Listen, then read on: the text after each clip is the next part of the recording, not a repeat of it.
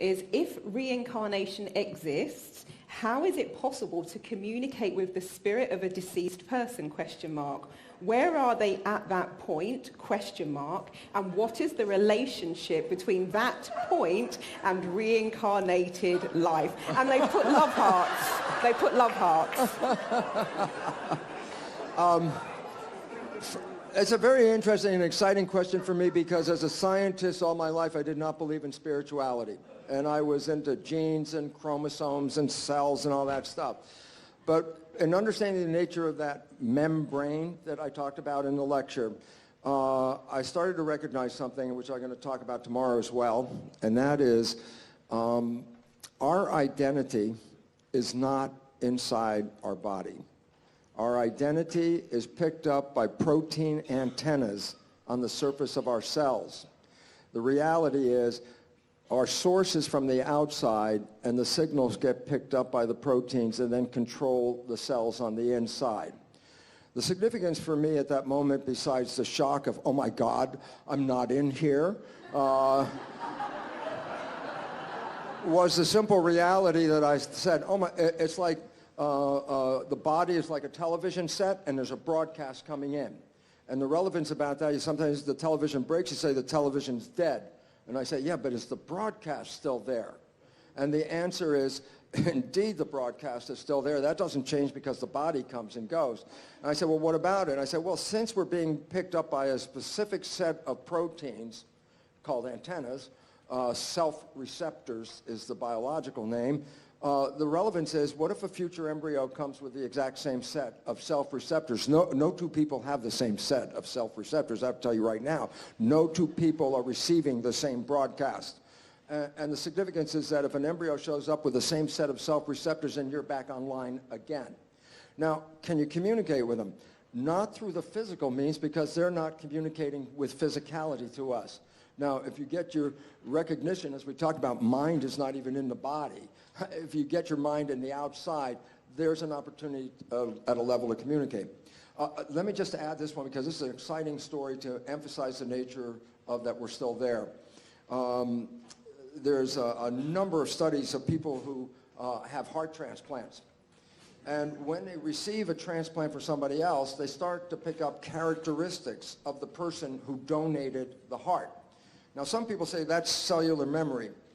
As a cellular biologist, I think you're giving great credit of memory to a cell. A cell is lucky to remember if it's a liver cell or a skin cell, not if it likes chicken McNuggets and beer, okay? But the story I just want to emphasize and close it with is simply this. A young girl received a heart from another young girl. And once the heart was implanted, just shortly after, she had very vivid nightmares of being murdered.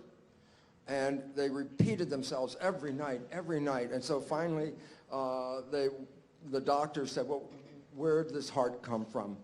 And it was from another girl who was murdered. And the relevance about that was the nightmares were so vivid that when the police questioned her about what she had seen, they were able to catch the killer. The point was, the heart cells are still having the self-antennas of the person who has died.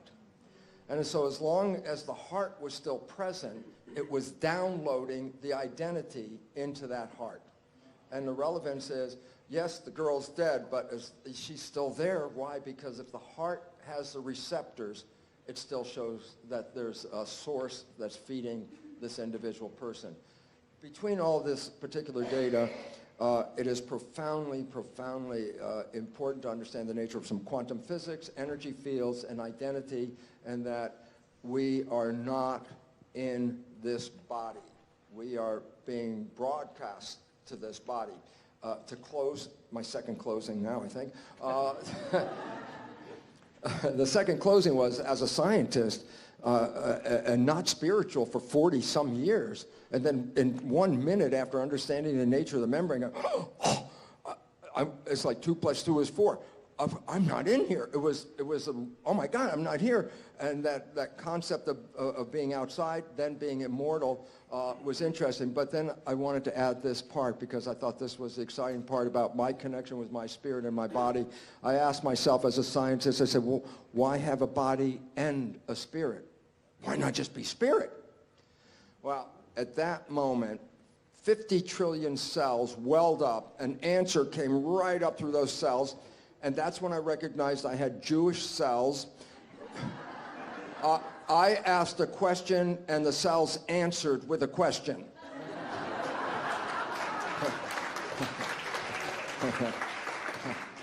And they're very funny cells, so here's how it goes.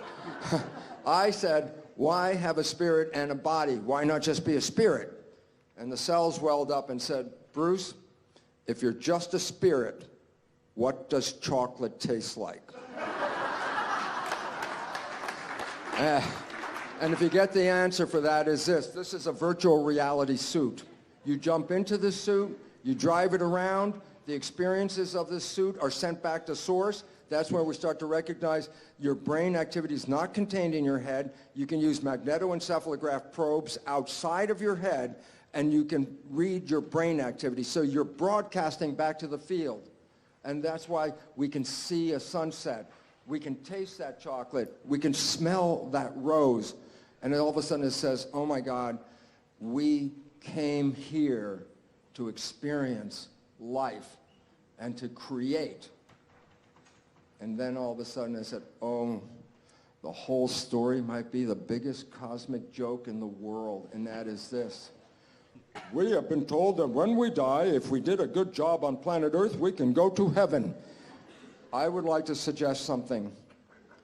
You were born into heaven. This is where you came to create. This is where you came to experience. If you don't like the creation, the significance, as we talk about between Joe and Greg and myself, is we're not living our lives, we're living the lives of programs. And if you don't like the program, the new biology is the one that says you can rewrite it. And if you rewrite it to make your creation not the one you bought as the creation, you will manifest heaven on earth. You will wake up every day with the glory of being in the most spectacular planet and the ability to create life. And that's what the joy is all about. Thank you.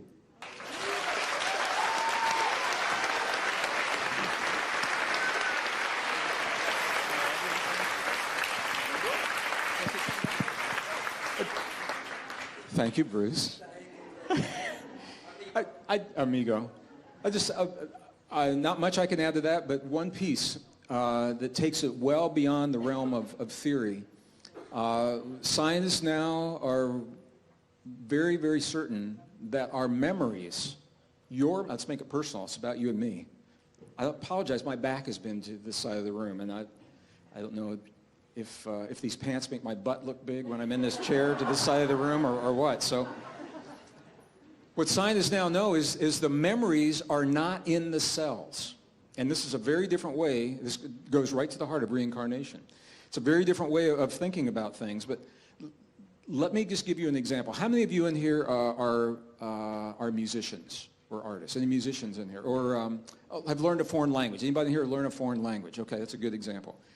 So you know when you begin learning a foreign language, the words sometimes, they seem awkward. You learn phonetically, and you say the words, but they don't really mean much. And all of a sudden, you wake up one morning, and like you're speaking Spanish, or you're speaking Tibetan, or you're speaking French, or whatever it is. You know how that happens. All of a sudden, it's like almost overnight, and you say, well, what happened? Well, here's what the science is now telling us. All possibilities exist as information in the field. The information is not in the cells. What we do in the cells is we grow, and Bruce, it's exactly the term that I use, what are called soft antennae.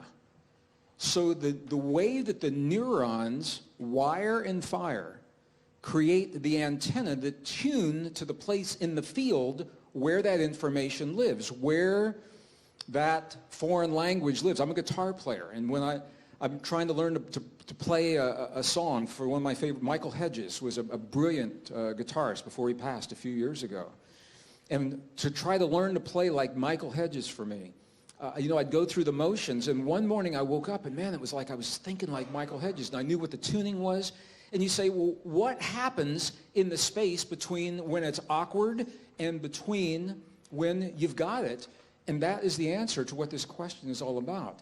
When we, I'm just going to say it like this. It is the very act, the act of you striving to become more in one moment than you were in the last moment.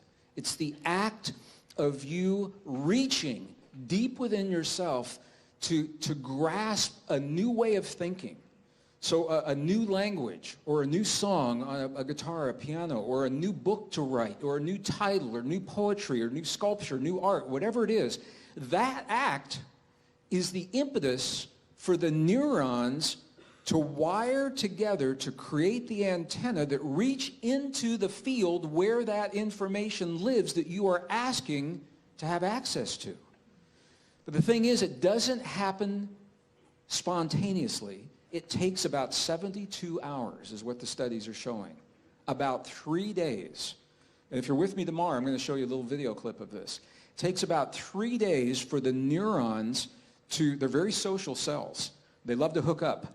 So it takes about 3 days for these neurons to hook up, to reach out and firmly establish the connection with another like neuron, so that they're forming the antenna that tune to the place in the field where everything that you desire to understand or know or create or perform, it already exists. So the reason I'm saying this is, if you are choosing to create something new and it doesn't come to you easily at first, please do not give up, because it takes about at least 3 days for these antennae to wire. That is because the information is not in here. Just to add to this, how real this is, researchers in Silicon Valley are now building the next generation computer chips, and guess what? They're not based on silica. They're based on droplets of water that are purified and very, very specific forms of structured water. And when they started pumping the information into that droplet of water, the water droplet was holding more information than could possibly be explained by the chip itself. And they said, where's the information going? And now they know that the chip based in water is storing information in a field that expands beyond the machine itself. It is in the field. And that could not happen if these ideas were not correct. So I'm showing you it's going beyond theory, that we're actually moving to build the machines to reflect what is happening in nature, what's happening between you and me. So when you think of all of those things, back to the idea of reincarnation, what we're doing is we are tuning to information in the field.